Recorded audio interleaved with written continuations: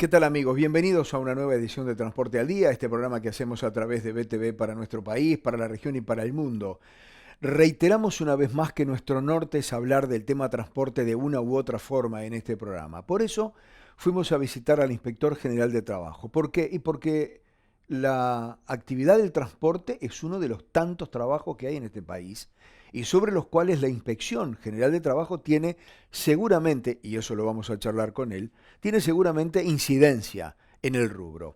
Tomás Teijeiro es el nuevo director general de trabajo. Ese apellido llamativo está seguramente vinculado a tantos españoles que llegaron a nuestro país en la época de la inmigración. Y precisamente de eso comenzamos hablando con el director general de trabajo. Aquí su respuesta.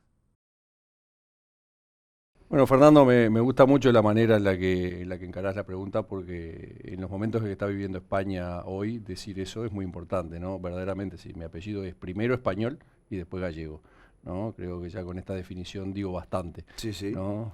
Es así. Mi familia es originaria de Orol. Orol queda en la provincia de Lugo, Ajá. ¿no? Cerca de Viveiro, en las Rías Norte, ¿no? En las Rías Ujú, Grandes del Norte. Es ujú. decir que sí, soy primera generación en el Río de la Plata, es así. Mi viejo vino muy chico, vino de 10, 12 años, allá por el año 50 y poco. En una situación particular de mi familia, que no fue la típica de toda la gente que migraba en esa época, pero sí que, digamos que escapando de la España convulsa y pobre que había quedado después de la guerra, ¿no? ¿En qué se diferenció tu familia que decís que no es común? Bueno, no, mi familia en ese sentido no tenía, había padecido algunos de los rigores de la guerra Ajá. de una manera distinta. A un tío abuelo mío lo habían ajusticiado los Mira, republicanos, según se cuenta en la familia, por el hecho de ser monaguillo. mira. Y entonces esas eran cosas que se vivían de una Claro, forma, ¿no? O se claro, dolían, claro. dolían, y además que por más cosas que uno en aquel momento, o emprendimientos que se pudieran tener, Sí, España era claro, muy pobre y las cosas claro. no daban. Sí, Entonces, Europa más que España. Europa Europa era estaba. muy pobre. Entonces Sí, sí. mi abuelo tomó la decisión bueno, de juntar a la familia y venir al Río de la Plata, donde ya había una tía abuela mía que estaba acá, y de Ujú. donde le pintaban el panorama aquel que Luis Valle describía como la Suiza de América, Sí, ¿no? sí. Y bueno, y esos fueron más o menos los orígenes de cómo vinieron a dar por acá. Naciste acá. Yo nací acá, soy la primera generación en el Río de la Plata, sí. ¿Solo tu padre es español, tu mamá es uruguaya? Mi madre es uruguaya, sí, sí, Ajá. mi madre es uruguaya. ¿Fuiste alguna vez allá al lugar donde nació tu padre?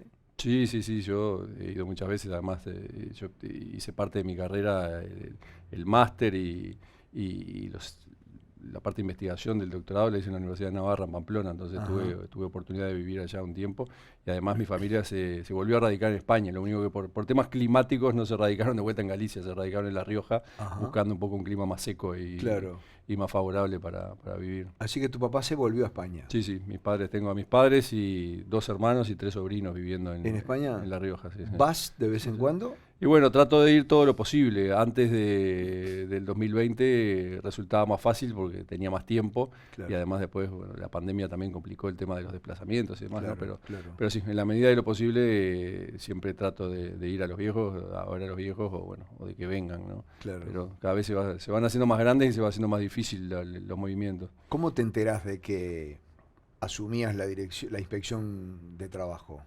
Bueno, esa noticia me la dio mi principal referente en este momento dentro del herrerismo y dentro de la lista en la que yo estoy, que es la 71, Ujú, el senador Gustavo Penadez, que es un amigo de toda la vida. ujú.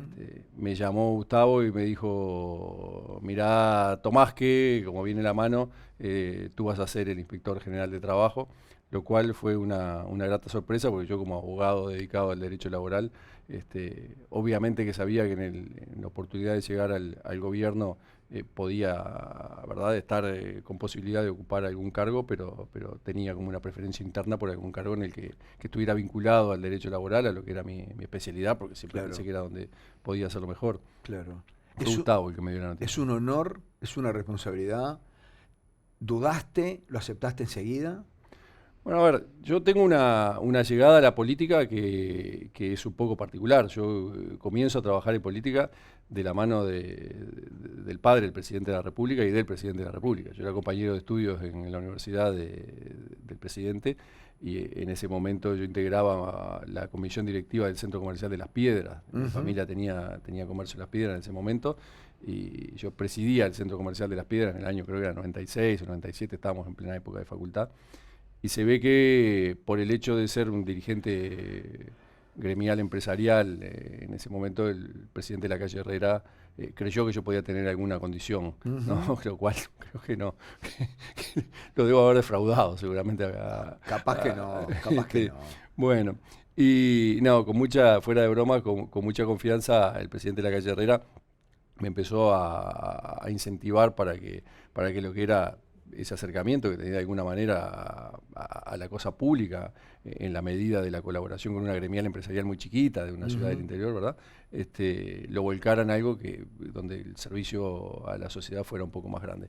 Y fue así que Kuki me motivó bastante y que en un momento, ya de la mano del actual presidente de la República, con Luis Alberto Lacalle Pou, comenzamos a trabajar. Tanto que el presidente siempre lo cuenta, que la primera reunión de la lista 400, que fue en la que dimos nuestros primeros pasos, la hicimos en el Centro Comercial de Las Piedras y éramos 14 aquella noche. Claro. ¿No? Luis siempre lo cuenta, bueno, esos fueron mis primeros pasos en política. Así que yo siempre estuve vinculado desde el punto de vista de la política práctica, más que nada por una relación con la familia de la calle, y además muy interesado en la política teórica.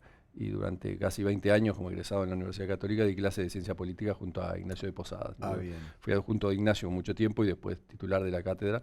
Y esos fueron como mis dos abordajes de la política, ¿no? Por un lado, la política práctica, siempre en el mismo sector. Yo siempre digo que no conozco otro sector del Partido Nacional que no sea el herrerismo, porque siempre estuve en el mismo lugar, nunca me moví de ahí, que es algo muy típico de los blancos, los movimientos, ¿no? Los blancos solemos ser movedizos dentro del partido, pero en mi caso nunca me moví. Fui fundador de la lista 400 y después por circunstancias de vida, de que nos mudamos con mi señora de Las Piedras a Montevideo. Me quedaba obviamente más práctico colaborar con una lista capitalina, y fue que comencé a trabajar con la 71 por conocimiento con Gustavo de toda la vida. Cuando Penades te llama, ¿te sorprende? ¿Esperabas otra cosa? No, yo estaba dispuesto a dar una mano donde fuera. ¿Pero tenías idea de ocupar algún lugar o seguir en la actividad privada? No, yo, tenía idea de mantener la actividad privada y de, en oportunidad del partido, haber ganado las elecciones, de integrar la coalición multipolar, tener una posibilidad y obviamente de estar dispuesto a cumplir con una responsabilidad, primero que en el sentido personal la siento para con el herrerismo, el Partido Nacional, y además que entiendo que todos los ciudadanos en algún momento de nuestra vida debemos de tratar de volcar algo a esta sociedad tan linda que tenemos, donde tuvimos la suerte de educarnos y de criarnos, que es el Uruguay. Siempre, en la medida de lo posible, hay que tratar de servir. ¿No? Cuando te dice inspector de trabajo, ¿la primera reacción cuál fue? Bueno, ahí pasa algo, hay algo que es muy gracioso, porque como estas cuestiones de la política, ¿verdad? Que están los nombramientos, que sabés que probablemente sea designado. Me llega un mensaje del presidente del sindicato de inspectores de aquí del ministerio, diciéndome: lo felicito, usted va a ser el inspector general de trabajo. Y yo, tenía idea, ¿verdad?, de que el nombre estaba dando vueltas, etcétera, pero yo le digo, bueno, mire, le agradezco, pero espero la confirmación. Entonces fue muy gracioso, porque son esas cosas del Uruguay, de que las cosas a veces, ¿verdad?, se van conociendo por otros mecanismos. Pero no, fue una grata sorpresa porque era la posibilidad de colaborar en algo en lo que yo siempre entendí que tenía conocimiento. Y en ese momento, además, cuando se me informa de la posibilidad de ocupar el cargo, se me informa también quiénes son los compañeros del equipo de trabajo que iba a haber, y verdaderamente es un honor integrar este equipo de trabajo liderado por el doctor Mieres, porque cuando uno se pone a ver la composición, es una composición de gente muy vinculada al derecho, gente muy vinculada al derecho laboral, gente con una vasta experiencia política, profesional, etcétera. Entonces, esto es un desafío porque es un equipo muy lindo, estar entre gente que motiva, ¿no? Porque hay mucha capacidad, ¿no? Después de la pausa podemos hablar de cómo desembarcás en el ministerio, cómo encontrás el ministerio y cuáles eran tus planes de... Claro que sí. Perfecto.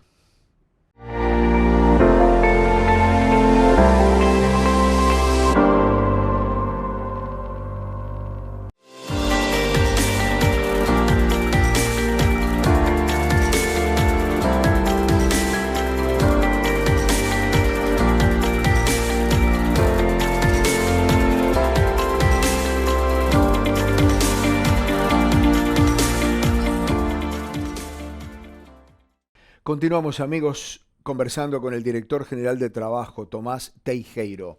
Como nuevo en el cargo, se nos ocurrió preguntarles de qué forma se dio la transición, cómo se enteró que había sido designado por el nuevo gobierno que hace un par de años se instaló en la torre ejecutiva.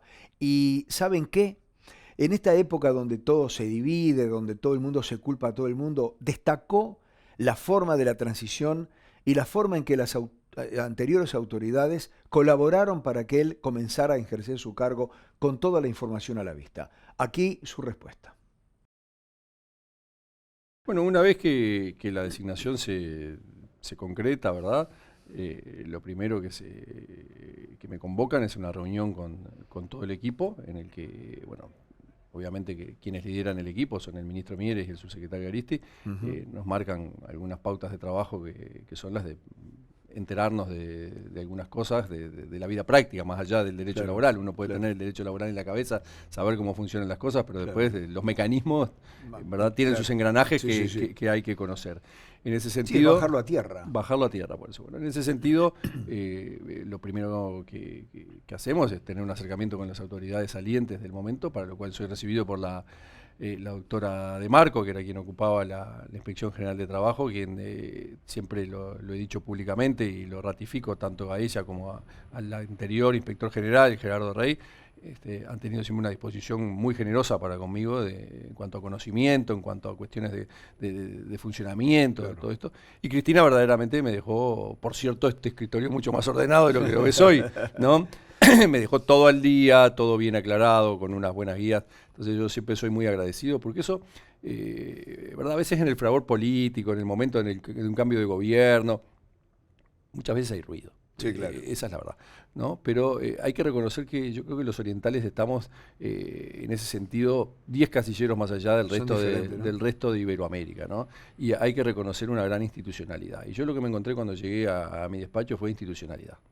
Fue decir, bueno, estoy orgulloso del país que tengo, porque la persona que se va, que no es de mi color político, que no es, que seguramente tuviera expectativas de seguir o de que subiera su partido, o no, asume las reglas del juego democrático con una madurez absoluta y deja las cosas de manera en que las instituciones se la merecen. Y eso conviene decirlo porque habla bien de todos nosotros. Exacto. No solamente habla bien de los que estamos. Exacto. Y además significa para mí también un desafío y un desvelo, ¿no? Ser capaz de mantener la vara o en lo posible mejorarla, de decir, bueno, al que venga después, dejarle las cosas mejor de lo que las encontró y dejárselas explicadas, dejárselas de la manera que entienda, que se siente y pueda mirar para atrás y ver estadísticas fiables, saber dónde está.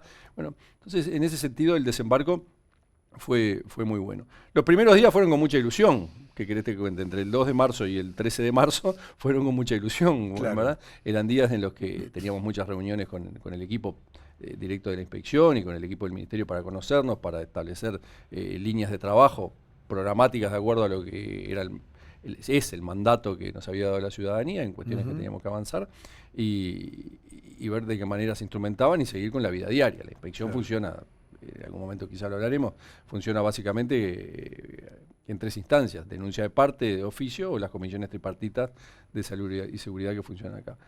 Pero el 13 de marzo nos dio vuelta y nos cambió la vida a todos. En el momento que se declara la emergencia sanitaria por el COVID, nuestro panorama se vio trastocado porque las prioridades pasaron a ser otras, pasaron a ser la salud, la vida, el mantenimiento de los puestos de trabajo y el enfrentar la incertidumbre. En esos días verdaderamente me acordé mucho de Herrera y aquella frase que era, ¿verdad?, eslogan del debate: la quilla de nuestro barco hiende mejor el mar embravecido. Claro. Bueno, de verdad que a veces uno repite esas cosas, ¿verdad?, en el fragor político. Mucha aplicación, y ahí las explicaba. Y ahí las explicaba, te dabas cuenta, bueno, dónde estábamos parados. Me acuerdo que un amigo que me visitó en los primeros días en los que habíamos asumido, yo cuando hablo en plural de todo el equipo del ministerio, Sí, no claro. hablo en plural de mí mismo, cuando Claro, hablo de mí claro, mismo hablo en claro. singular. Claro. Cuando habíamos asumido con todo el equipo, me visitó un amigo que me escribió en uno de los pizarrones que tengo en la oficina una frase muy linda que dice: encontrarás dragones. Esa frase, encontrarás dragones, era, no sé si te acordás, la que estaba puesta en los bordes de los mapas, de las cartas náuticas de la Edad Media. O sea, la tierra conocida terminaba en determinado lugar, Claro. y a partir de ahí los marinos decían, bueno, por ahí Encontrarás puede haber... dragones. Bueno, amigo me escribió esa frase en el pizarrón como diciéndome, bueno, este es el mundo conocido, pero nunca no sabe uno lo que va a Lo que venir. viene a venir, lo que va a venir. Y efectivamente, el 13 de marzo encontramos dragones, porque llegó la pandemia, que era algo desconocido. Sí, claro. Te digo que la pandemia generó muchísima ansiedad, muchísimo trabajo, obviamente, pero también generó algunas cosas lindas en el sentido de lo que te decía recién, de la institucionalidad y del ser oriental. El 13 de marzo el presidente y el Consejo de Ministros decretan la emergencia sanitaria, sí, a las 5 de la tarde, 6 de la tarde, una cosa así. A las 7 y algo de la tarde el CONASAT, el Consejo Nacional de Salud y Seguridad en el Trabajo, que lo integran todos los actores sociales, es decir, cámaras, PIT-CNT, Banco Seguro, BPS, Ministerio de Salud Pública, Ministerio de Trabajo, y es presidido por la inspección, dicta la primera resolución que marca el primer gran protocolo en materia de salud y seguridad para mantener los trabajos y poder trabajar con seguridad en absoluto consenso. Las partes creo que no tuvieron una diferencia en una coma.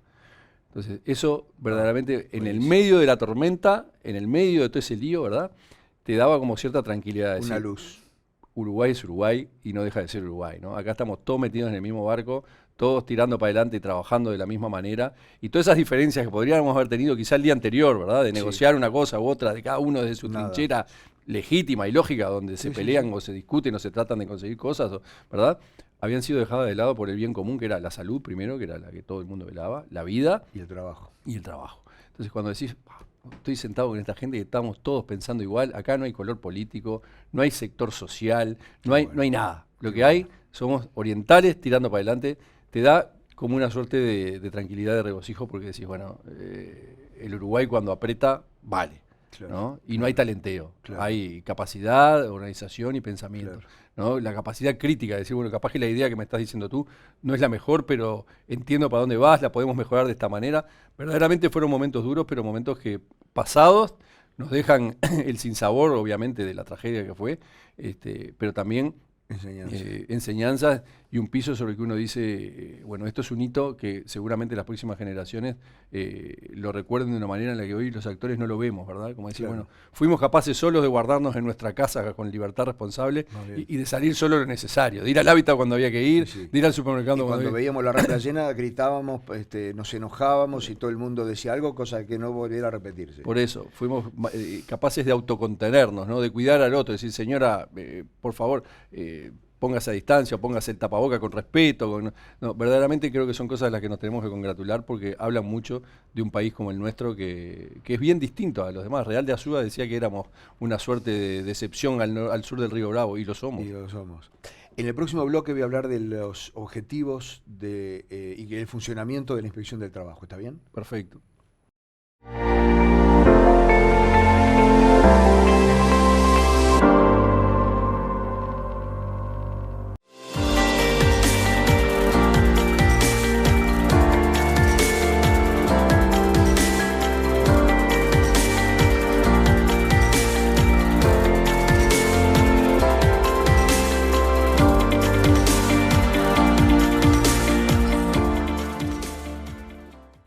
Continuamos, amigos, seguimos hablando con el director general de Trabajo, con Tomás Teijeiro. Una de las preguntas que seguramente todo el mundo quiere saber es cuáles son los cometidos reales de la Inspección de Trabajo.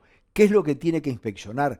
¿Cómo es su trabajo en el Ministerio de Trabajo y Seguridad Social, donde además hay muchísimas reparticiones? La respuesta del director general.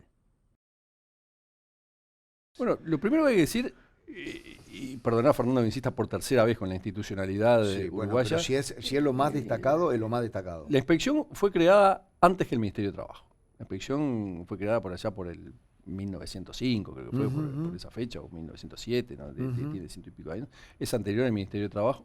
Se la crea en un marco en el cual Uruguay ya se para como un país de avanzada. Estamos hablando de 15 años antes de la fundación de la OIT, para que te hagas una idea. Uruguay ya se para como un país de avanzada.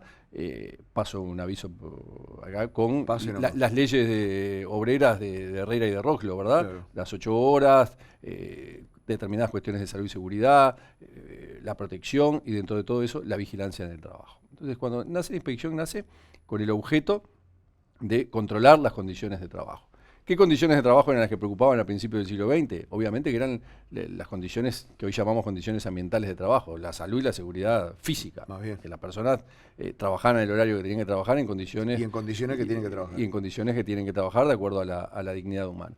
A medida que el tiempo va evolucionando, Uruguay se para siempre como un país modelo en cuanto a las relaciones de trabajo. OIT así lo reconoce, OIT lo nombra más de una vez, no solamente por el diálogo que tenemos en este sistema tripartito, Estado, Cámara, sector sindical, ¿no? Sino por la normativa que Uruguay va asumiendo y que va adaptando. Obviamente que de acuerdo a la realidad de un país que no es de un país desarrollado, entonces hay dificultades económicas, dificultades sociales, dificultades técnicas muchas veces de implementar las cosas, pero se tratan de implementar de la mejor forma.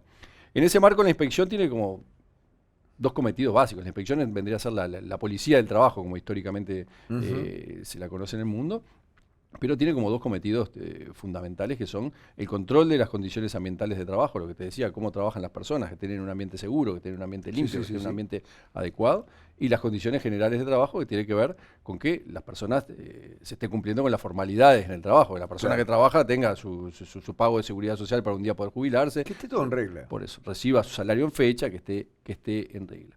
Entonces, digamos que ese cometido que tiene la inspección como policía del trabajo está muy marcado y es el que la gente muchas veces percibe, decir, bueno, me cayó una inspección, como se suele decir en el ámbito tradicional, ¿verdad?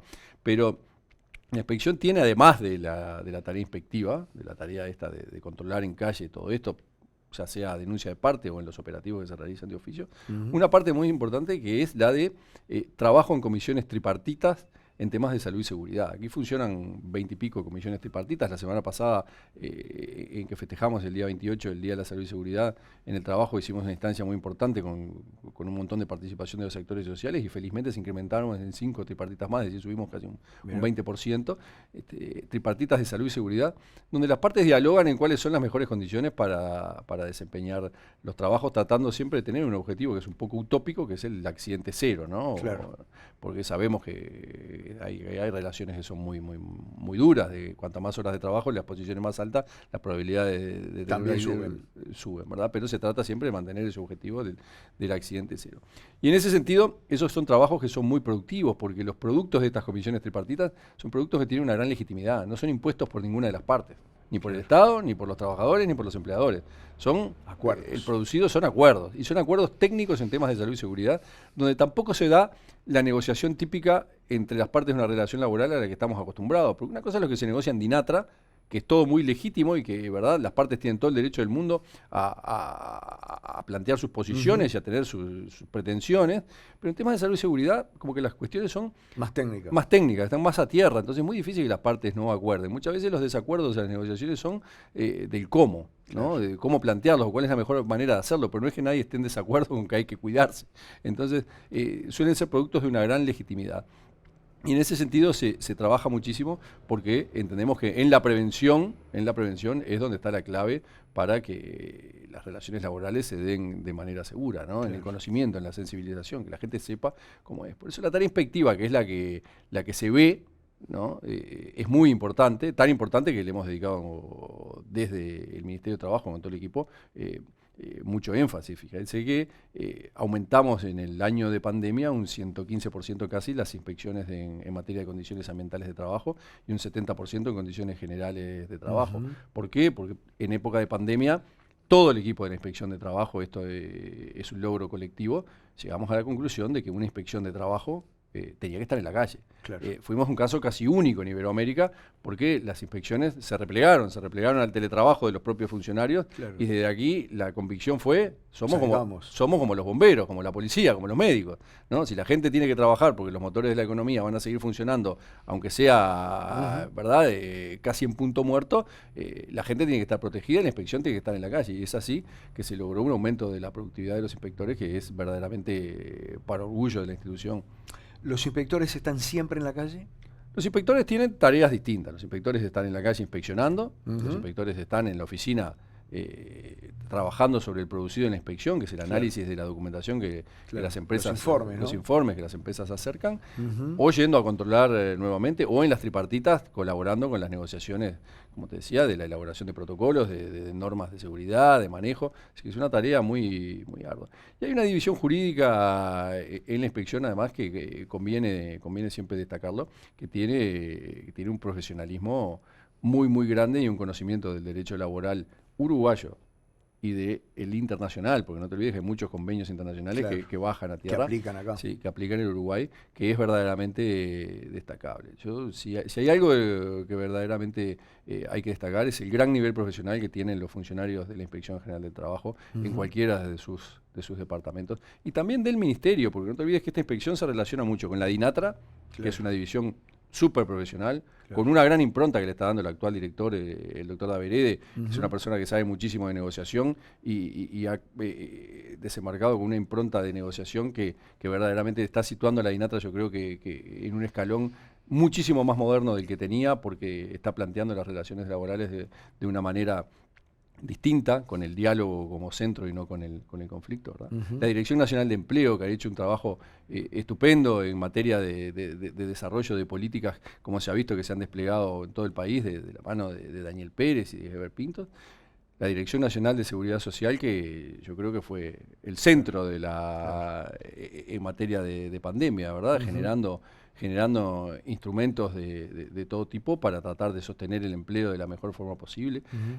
La Dirección del Interior, que es la pata del ministerio que está presente en todos lados y que le da asistencia a la ciudadanía con una descentralización, que cuando en Uruguay se habla de descentralización decimos, bueno, aquí está, ¿no? Y con un gran liderazgo de parte del ministro Mieres, del subsecretario Aristi y la directora Arlegui.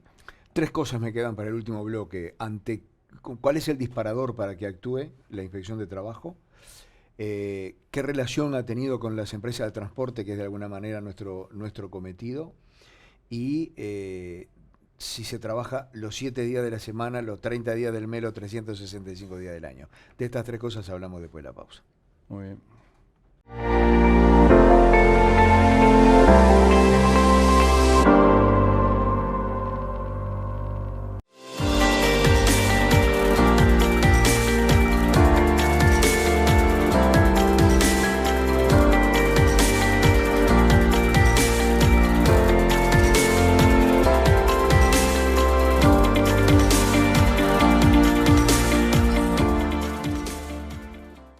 Ingresamos, amigos, en el último bloque de nuestro programa de hoy. Estamos hablando con el director general de Trabajo, con Tomás Teijeiro. Le consultamos acerca de qué forma se dispara, de qué forma se activa una actuación de la Inspección de Trabajo. ¿A demanda, por algo preestablecido? ¿Cómo es? Esa es la respuesta que nos proporciona a continuación el director general de Trabajo. Bueno, básicamente los mecanismos por los cuales la inspección actúa son dos. La denuncia de parte, que puede ser anónima o nominada, ¿verdad? Por los mecanismos que dispone el Ministerio para recibir ese tipo de denuncias, que de acuerdo a la denuncia además se clasifica con un orden de prioridades para que los inspectores acudan, o los operativos de oficio que la propia inspección diseña de Claro. acuerdo a una planificación estratégica por sectores de la economía, por periodos de Claro. zafra, no de zafra, Claro. por sectores más conflictivos o menos conflictivos. Me refiero a conflictos desde el punto de vista de la seguridad, ¿no? Sí, seguro. O desde el punto de vista de la formalidad, ¿no? Del conflicto de No, trabajo más bien, típico. más bien. Ese es el diseño aproximado por el cual el funcionamiento diario, digamos, de cómo se abordan los planes de inspección, ¿no? Ahora estamos trabajando en modernizar y en mejorar estos planes de inspección de manera de hacerlos con la tecnología más cercanos o más dinámicos o que no sean tan reactivos y sean proactivos, ¿verdad? Claro. Cuando tú dices que son anónimas las denuncias, anónimas a los efectos públicos, ¿en el ministerio se registra quien denuncia? No, pueden ser denuncias anónimas. Y como no caen en el problema que tiene el 911, que hay denuncias. Muchas veces sí. Ajá. Muchas veces sí, claro. Por eso hay que apelar siempre a la responsabilidad del ciudadano, porque a veces lo típico es recibir denuncias en el Ministerio de Trabajo por problemas que parecería que son laborales y que son de vecindad, ¿no? Claro, claro. Eso sucede. Claro. Entonces, bueno, muchas veces es una pérdida de tiempo y de recursos para el ministerio, en el cual se acude a un sitio pensando que hay un problema laboral, y en realidad no era un problema laboral, era un problema de que había un comercio que perturba la paz del entorno, o no la perturba, pero no, pero bueno, las relaciones no son específicas, no son las mejores. Bueno, esas cosas pasan, pero bueno, hay que cuidar un bien mayor, que es la posibilidad de que la persona que está viendo vulnerados sus derechos, sobre todo en materia de derechos fundamentales, pueda hacer llegar a conocimiento de la autoridad que está pasando algo sin exponer su nombre, porque muchas veces el denunciante, por el solo hecho de denunciar, queda expuesto. Claro. Entonces hay que tratar de cuidar a la persona que está viviendo un momento embromado, ¿no? Claro. ¿Cuál es, digo, a ver, en tanto el transporte es una rama de la actividad, seguramente en la inspección también tiene alguna conexión con eso, pero ¿han debido actuar? ¿Han actuado? ¿Han inspeccionado ramas vinculadas con el transporte? Sí, a ver, es normal que en el funcionamiento de la inspección se realicen inspecciones de materia laboral para ver las condiciones de trabajo de los trabajadores del transporte, tanto del transporte de personas como del transporte de carga, ¿verdad? En materia de transporte de personas se ha trabajado mucho y hay que reconocerles además a los trabajadores del transporte de personas que fueron otro de los pilares durante la pandemia, ¿no? Sí. Porque eso es algo que siempre lo tenemos presente. Hay que ver que estuvieron poniendo en el hombro la situación en momentos de gran duda, de grandes riesgos, y ahí estuvieron. Y bueno, y en ese momento la inspección también tuvo presencia para tratar de ir ajustando cuestiones que había que ajustar para poder funcionar con márgenes de seguridad, con normalidad, etcétera. Y bueno, y las pruebas están a la vista de que yo creo que los resultados fueron buenos, pero hubo una presencia y hay presencia en materia de transporte de las mismas maneras en las que te explicaba recién. Y fue uno de los sectores que no hizo ruido, ¿no? Digo, no hubo grandes anormalidades. No, y tampoco fue uno de los sectores donde digamos que las cosas se dieron dentro de lo que eran las pautas normales de la situación en la que vivíamos. Pero hubo presencia inspectiva, claro que sí, tanto en Montevideo como en el interior. ¿La inspección de trabajo trabaja los 30 días del mes? La inspección de trabajo trabaja siempre, los 365 días del año. Trabaja siempre que se la requiera o siempre que la inspección advierta que hay alguna circunstancia del trabajo que merece ser tenida en cuenta, controlada, sobre la que hay que poner la atención porque hay derechos de trabajadores en juego, ¿verdad? En ese sentido hay que reconocer el gran esfuerzo que hacen los funcionarios de la inspección, que están siempre dispuestos a salir a donde se los requiera, con un sistema de guardias y todo lo demás, que obviamente que está previsto. Sí, una dinámica interna. Una dinámica interna, pero la presencia es permanente. El funcionamiento de este ministerio es permanente, ¿no? Claro. Es permanente porque estamos todos los del equipo siempre en contacto, liderados por el ministro Miere, nos juntamos los lunes a... Eso le iba a preguntar, ¿cómo es la dinámica interna del ministerio en cuanto al funcionamiento? Bueno, nosotros, el equipo directivo, nos reunimos los lunes generalmente con el ministro para hacer una puesta a punto de todo el equipo, y después tenemos un gran relacionamiento personal, permanente y diario entre todos, con el ministro y entre los directores, ¿verdad? Claro.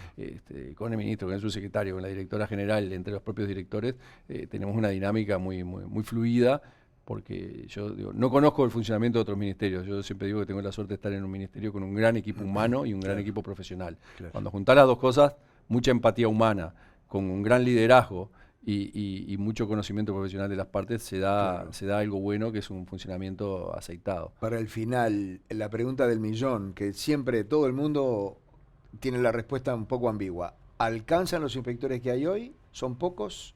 ¿Está bien el número? Bueno, esa respuesta no es ambigua, esa respuesta a mi juicio es bastante clara y bastante objetiva. Uruguay está posicionado como un país que tiene, por cantidad de persona ocupada, de trabajador, una cantidad de inspectores que no está mal. Sería mucho mejor tener muchos más, pero tenemos que partir de la base en la que estamos. Ahora, no hay que hacer como una relación directa entre cantidad de inspectores y determinados buenos hábitos en el trabajo. Los buenos hábitos de trabajo, las buenas culturas en el trabajo en materias de formalidad, en materias de salud y seguridad, son culturas que las empresas tienen que incorporar, los trabajadores tienen que incorporar, y en la inspección lo que le corresponde es controlar. Que esté bien, que se haga eso. No se puede poner un inspector por cada trabajador, un inspector por cada empresa. Obvio. Entonces, la responsabilidad primera en materia de salud y seguridad es de las empresas, es de los trabajadores cuidarse y también exigir ser cuidados cuando no lo son, pero con responsabilidad, haciendo buen uso de los elementos que se le da, haciendo uso de los elementos de seguridad, respetando las normas técnicas. Es una responsabilidad compartida entre las dos partes de la relación de trabajo. Al Ministerio lo que le corresponde es velar y vigilar por todo eso. Por lo cual, te digo, Uruguay está posicionado desde el punto de vista comparado en un nivel que no es malo, pero que sería deseable que hubiera más inspectores. Y en estos años que llevas en el cargo, ¿qué visión tenés? ¿Los uruguayos son respetuosos de las normas laborales, de los acuerdos que llegan en materia de seguridad y de respeto por los ambientes laborales y todo lo demás? ¿O somos violadores de eso? No, yo creo que el Uruguay... La tendencia, ¿no? Sí, yo creo que el Uruguay es un país que los orientales tenemos que ser optimistas del país que tenemos, no tenemos que ser pesimistas, ¿verdad? Creo que Uruguay es un país muy conservador en algunos sentidos, dentro de todos es conservador en estos temas también. Lo que puede haber muchas veces es desconocimiento, pero el oriental, después de que conoce la norma, la cumple. Bien. Entonces, el gran desafío muchas veces es la difusión, hacer saber que hay algo que hay que cumplir en materia de salud y seguridad o en materia de formalidad e informalidad. Después de que eso, en términos generales, obviamente que siempre hay excepciones, pero no, en términos generales uno nota preocupación de las empresas y de los trabajadores por el cumplimiento de las normas. Entonces, en ese sentido, yo creo que hay una responsabilidad en el trabajo que es importante destacar. Fíjate que en temas de pandemia, uno hacía en el operativo trabajo responsables, detectábamos en las primeras visitas en el entorno al 50-60% de cumplimiento. En la segunda un 90%.